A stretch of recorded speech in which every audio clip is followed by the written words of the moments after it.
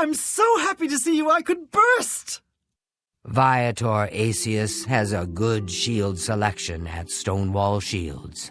Starfield is coming. That is not a threat. Bethesda Game Studios' next title is releasing in well under a month now, and I think everybody with half a brain cell knows exactly what to expect. A fun game that is positively mangled. Of course, I temper my expectations with every game these days. I'm like an old grumpy granddad at 23. But for today's video, I thought we'd get ourselves in the spirit for some clapped madness and revisit one of Bethesda Game Studios' most enjoyably discombobulated games ever. Released in 2006, I'm of course talking about the game that cornered the market of sick memes, The Elder Scrolls IV: Oblivion. No game has ever managed to capture the right essence for an immersive open-world RPG, and in equal measure an absolute existential hellscape quite like Oblivion. In my mind, it's a timeless role-playing game that is always fun to revisit, but at the same time, the years simply haven't been kind to it. And if that statement sounds like an oxymoron, that's because it probably is. And you see, in my mind, that word describes Bethesda Game Studios' titles rather appropriately. Because, on the one hand, they're amazing, but they're also f***ing dreadful. These role-playing games feature expansive, immersive open worlds with well-constructed lore, and enough activities and secrets to keep you hooked for dozens, if not hundreds of hours. These games are also swamped with bugs, glitches, game crashes, stiff dialogue that's unintentionally funny, not to mention at times utterly nonsensical, the facial animations of a sleep paralysis demon, and a design philosophy that's been adverse to patching the games, much less actually innovating. And The Elder Scrolls IV: Oblivion frankly epitomises that juxtaposition. Bethesda Game Studios titles are a bit like Marmite, except instead of either loving or hating them, you both love and hate them at the same time in equal measure.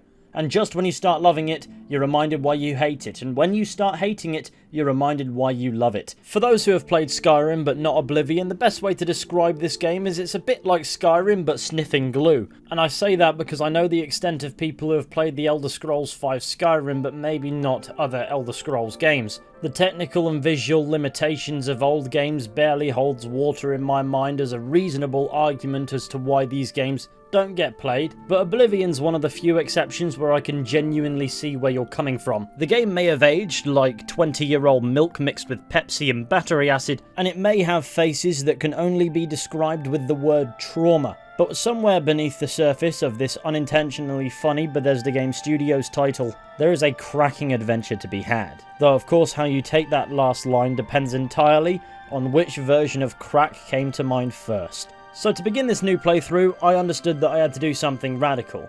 Now, no matter how you look at it, the faces in The Elder Scrolls IV: Oblivion are dilapidated. So why try to look good when the odds are stacked against you? My skin is glowing. Introducing the Demon Core Consumer.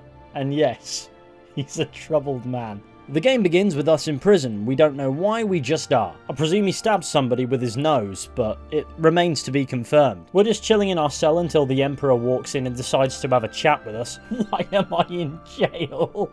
At least the game is as confused as we are as to how we got into this predicament to begin with. Nobody appears to be questioning the face, though. A secret passage opens up and the Emperor and his guards waltz on through and let us join them. So now the ugliest convict in Cyrodiil is tagging along with the Emperor for a laugh. I quickly decide that clothing is overrated and start scrapping these funny robe guys. You fool, I have consumed radioactive material. The opening is a dungeon segment where we can come to grips with some of the game's core mechanics, such as killing things in combat, picking locks, and looting deceased remains. We go off on our own for a bit before regrouping with the Emperor in time to watch him get absolutely murked, and only then are we allowed to choose our class. Are you sure you want to be a mad guy? Yes. But now we're roped into a quest to save Tamriel. On the bright side, we've also been freed, so we now have the right to just not do that. See, the draw for games like this are seldom the main narrative, and whilst it's worthwhile to chase that main story up to a certain point, the most important thing to consider when soaking in and immersing yourself in the experience that Oblivion has to offer is just simply getting lost in the world, finding quests as and when, getting battered by a blind man, and interacting with these monsters. My god, he's got an arrow in his arse. The main story in Elder Scrolls games, Fallout games, and Bethesda Game Studios games in general doesn't dictate when the experience ends. You just simply decide that when you get fed up with it. You see, Oblivion very much so isn't a completionist game. It offers multiple quest lines that can sometimes contradict one another, and the idea is that you just immerse yourself until you've had enough. Though I will say it's far funnier to join absolutely every guild in the game and become the leader within about 2 hours. The game's not going to stop you from doing everything possible in a single playthrough, but don't be surprised when it makes absolutely no sense.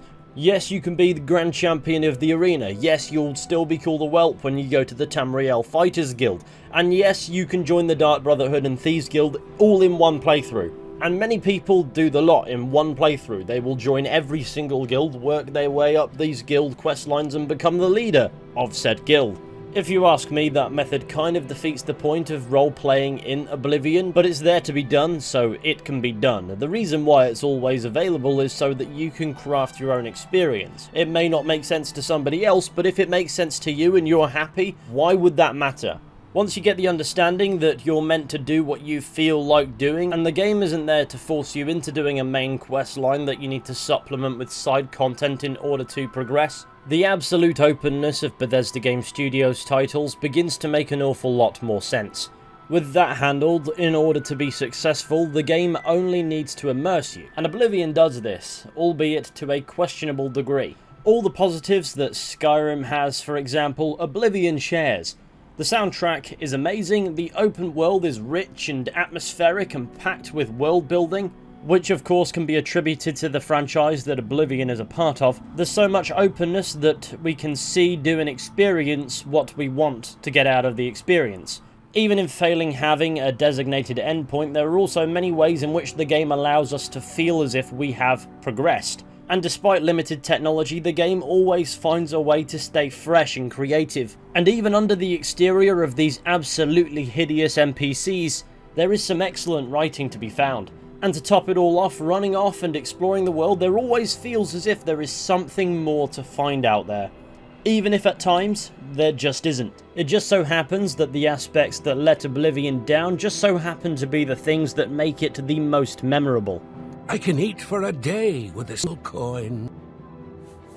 Thank you, kind sir. Oblivion's main charm comes from the fact that at least these days, years down the line from its release, it comes across as just a little bit mental. There's a lot of aspects to Oblivion that look silly in hindsight. For example, some of the NPC dialogue is just RPG nonsense that makes limited sense because, in an immersive setting, why would this character that I've just met be telling me their entire life story? The faces aside, the NPC dialogue is contrived to the point of hilarity. I'm Orvina Thelis. They call me the Rat Lady on account of all my pet rats. But it's those groundbreaking NPC to NPC conversations that perhaps make me laugh the most. I understand the Fighters Guild is hiring new members. Not bad work for some folks. I see. Bye. Take care. Greetings. Sometimes I just go look at the great oak. Magnificent, don't you think? I've heard others say the same. Anyone looking for work should consider the Fighters Guild. I hear they're always looking for recruits. I hear you. Heard any news from the other provinces?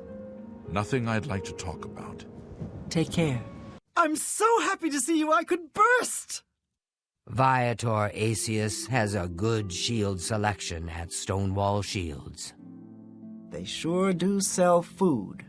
Yup, you can buy food there. Good day. Hail. You're probably a keen observer, so I'm going to assume that you noticed that none of that dialogue made any sense whatsoever. The NPC to NPC conversations in Oblivion were a new concept. They didn't exist in Morrowind. NPCs just stood around waiting for you to talk to them so they could dish out a quest in block text. But the idea with Oblivion was that the NPCs would live their own lives when you weren't interfering, meaning they'd interact with other characters as part of their routine or when they encountered one. As a result, they just throw random rumours at one another, so the conversations may not make any kind of sense, but if you pay attention, you may get a lead on something that you can still do in the open world, at the expense of that dialogue coming across as immersive. Hello there. What's going on with you? I ran into some goblins in the woods not long ago. This would of course be improved and updated going into the Elder Scrolls V Skyrim, so critiquing it is redundant, but a lot of Oblivion's meme value can be attributed to how the NPCs conduct themselves within this world. Stop right there, criminal scum! If it's not the funky dialogue that these guys are coming out with, it's their Shrek-like faces. So even when the dialogue is totally sane and makes perfect sense, which isn't always a given, I've been looking for you. I don't have time to talk. there's still this to laugh at. And what's funnier is in the character creation, you can very easily make an abomination that's even uglier. Like, it's not even hard. And yes, the helmets do change shape just to sit on this guy's head. And in my opinion, this added humour value actually works to Oblivion's benefit, because if nothing else, its goofiness makes it memorable. If the entire point in playing games is to have fun, then Oblivion is fun for reasons that were never intended. But it's fun, and that's kind of the bottom line. But it's not just the NPC's goofiness that gives Oblivion its charm, it's also that classic Bethesda Game Studios goofiness too. For example, this game is less stable than the mental state of a wine mum on a diet. It's got bugs, glitches, crashes galore, you know, ordinary Bethesda features that enhance the experience. And this is an area where Bethesda Game Studios, I would say, are complacent, but I feel as if a more accurate statement is they just don't give a shit. Fallout 76, released in 2018, experiences some of the same bugs from Morrowind, which was released in the early 2000s. So if there's one thing that's guaranteed to be in Starfield, good or bad, it's bugs, and probably crashes too. If you go into a Bethesda Game Studios title expecting the game's coding to not shit itself, I really don't know what to tell you. Should we expect better? Sure. Will we get it? Will we fuck? But at least modders will fix most of our problems and enhance the experience to the next level, which is another benefit from Bethesda Game Studios games. People say it's only the mods that make the games good, but I kind of disagree with the statement. Yes, the mods help enhance the experience, but you have to go out of your way to look for more of it for mods to become a worthwhile thing for you to do. For Skyrim, Oblivion, Fallout 3, Fallout 4, for example, Morrowind as well, to have this massive modding community that's willing to patch even the smallest of problems and take things to the next level, adding detail after detail, it requires a massive fan base of people who feel as if it's worthwhile doing. Which is going to be a minority compared to the massive amounts of people who feel as if it's worthwhile to install a mod in the first place. Which again is going to be a minority compared to the amount of people who actually enjoy the games. In other words, the modding communities that follow the Elder Scrolls and Fallout titles are a testament to how these games capture the imaginations of many players despite their technical limitations. There is a concern that perhaps Bethesda Game Studios have become too reliant on the fact that there will be a modding community, but there'll be a huge tempo shift in having to lay the groundwork for that to be worthwhile again with a new IP in Starfield for the first time in over 2 decades. But that's not to say that I won't be anticipating the ordinary Bethesda hiccups. I heard that thieves broke into the Arcane University, the Imperial Legion compound, and the temple all on the same night. Wait a minute, let me do that one again. I heard that thieves broke into the Arcane University, the Imperial Legion compound, and the temple all on the same night. So especially when compared to more modern games, more advanced titles, The Elder Scrolls IV Oblivion comes across as cracked. It was a game released with teething issues coming out of its ears as well, but I won't let that take away from the fact that The Elder Scrolls IV Oblivion to me is a brilliant game. It's got world building and a lived-in atmosphere. This game has soul, and thanks to its issues, it even has character, just not necessarily the character that was intended. And the thing is, if you remove the scuff from Oblivion, it wouldn't be anywhere near as memorable as it is. And to be fair, you can say an awful lot of critical things about Bethesda Game Studios titles in general, but failing to be memorable is one of the things that these games simply never do. So as we turn our gaze from the rolling hills of Cyrodiil up to the stars with the inevitable arrival of Starfield, I don't doubt that I'm probably going to have a blast, but I know exactly how to place my expectations. A troubled game that might be a little bit unintentionally funny, but full of character and life. So in other words, I'm expecting a Bethesda Game Studios game from Bethesda Game Studios. And hopefully, it lives up to that charm. But thank you for watching today's episode of The Ramblings of a Madman. It's been fun revisiting Oblivion, and I'll see you all very soon, hopefully, with more nonsense in the near future.